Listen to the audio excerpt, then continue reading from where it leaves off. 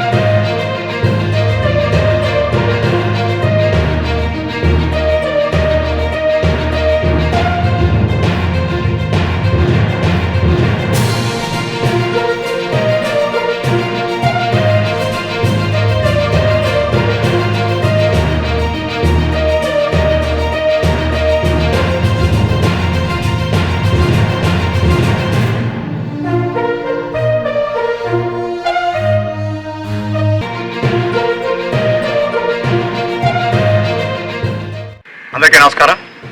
మనం పిఠాపురంలో దూలసంత ఆవరణలో ఉన్నాం. మన శాసనసభ్యులు రాష్ట్ర ఉప ముఖ్యమంత్రి పవన్ కళ్యాణ్ గారు టౌన్లో మొట్టమొదటిగా ఇచ్చినటువంటి గ్రాంట్ ఇది.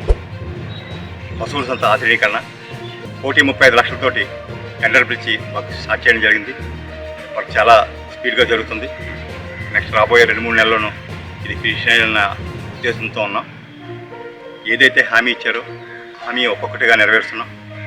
ఈ ఎంతో పురాతనమైనటువంటి దూడ సంత సార్ తన ముందు ప్రజా పోరాట యాత్రలో కానీ అనేక సందర్భాల్లో దీన్ని చూడడం జరిగింది. దీన్ని ఇంప్రూవ్ చేయాలని సార్ అనుకున్నారు.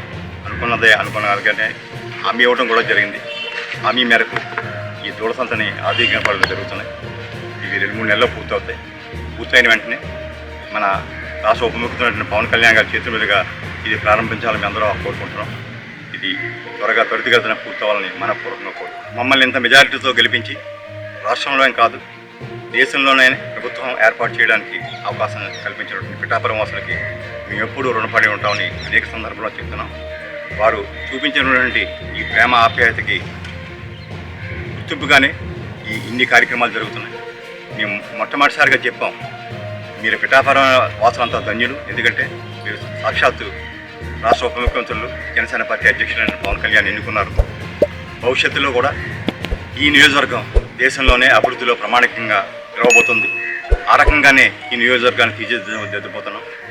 అన్ని సమస్యలని కూడా ఇక్కడ జల్లెడ పడుతున్నారు. ప్రతి సమస్యను ఐడెంటిఫై చేస్తున్నాం. దాని పరిష్కార దిశగా చర్యలు తీసుకుంటాం. ట్రైన్లు, రోడ్లు, నీటి సమస్య, స్కూళ్ళ ప్రహారీలు, అదేవిధంగా దేవాలయాల అభివృద్ధి, 100 పడకల ఆసుపత్రి, ఆర్ఓబి నిర్మాణం, అదేవిధంగా సుద్దగడ్డ వాగు మీద బ్రిడ్జి నిర్మాణం, 40 ఏళ్ళుగా అభివృద్ధి నోచుకొని సూరంపేటలో డెవలప్మెంట్, ఇలా 1 కాదు 2 కాదు, ఏ సమస్య ఉన్నా కూడా ఐడెంటిఫై చేస్తున్నారు. పరిష్కార దిశగా ప్రతి సమస్యని కూడా సార్కు నివేదించడం జరుగుతుంది.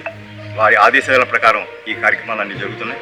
భవిష్యత్తులో కూడా అనేక కార్యక్రమాలు డెవలప్మెంట్కి నోచుకునే ప్రాంతంగా అంటూ ఉండకుండా పిఠాపురంలో జరుగుతుందని మాత్రం ఈ సందర్భంగా తెలియదు.